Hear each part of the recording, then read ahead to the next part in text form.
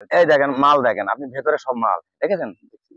এই দেখেন শুধু বেদনা আর বেদনা, থোকা থোকায় বেদনা আচ্ছা, দিয়ে এটা যদি কেউ কালেকশন করতে চায় তাহলে।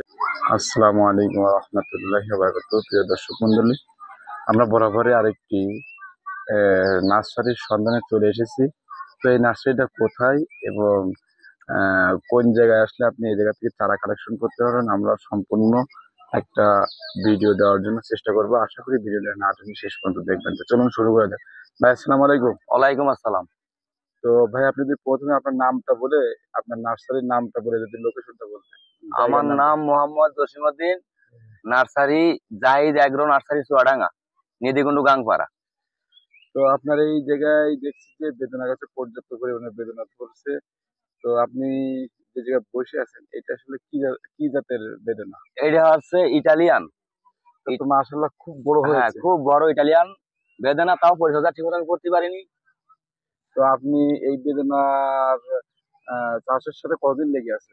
আমি এই মনে হয় 1 বছর, আমি নতুন আর কি দেখে একটা গাছ দেখে আমরা আবার কলম মিস্ত্রি সে জায়গাতে সংগ্রহ করলাম এই মানে এক ভালো কথায় জাত। আপনি নার্সারির বিভিন্ন গাছ সংগ্রহ করে থাকেন এবং চারাগুলো বিক্রি করেন, তাই আপনি এটা হলো মাদার গাছ হিসেবে রাখছেন। জি, এটা মাদার গাছ হিসেবে রাখছি। তো আপনি এই যে ফলটা বয়স কতদিন?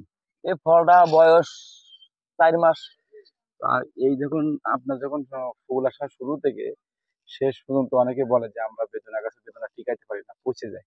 কিন্তু আমি দেখছি যে আপনার বাগানে একদম পরিপক্ক ফলন এবং ফলন মাশাআল্লাহ খুব সুন্দর। তা এই বেদনা এইভাবে টিকাইছেন আপনি কিভাবে? কি কি ঔষধ দিয়ে পরিচর্যা করে আপনি এটা টিকাইছেন? আছে আপনার মেন আছে ছত্রাক, জি জি আর আছে মাকড়নাশক, জি।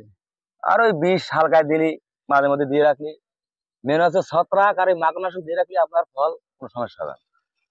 গাছে টেকবে। হ্যাঁ, গাছে টেকবে। এই দেখতে পাচ্ছেন এই গাছ তো মনে করেন যে সেরকম ট্রিটমেন্টও করিনি, ফল নাকি ধরে না।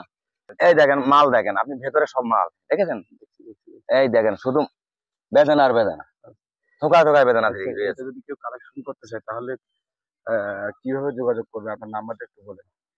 আমার নাম্বার হচ্ছে 01929 45 57 49। প্রিয় দর্শক, আপনারা যদি নিতে চান তো অবশ্যই আপনারা এনার সাথে যোগাযোগ করবেন। যে কয়েকটা ভ্যারাইটি আছে, আমার কারণে সব ভ্যারাইটি দেখানো সম্ভব না। সবাই ভালো থাকবেন, সুস্থ থাকবেন।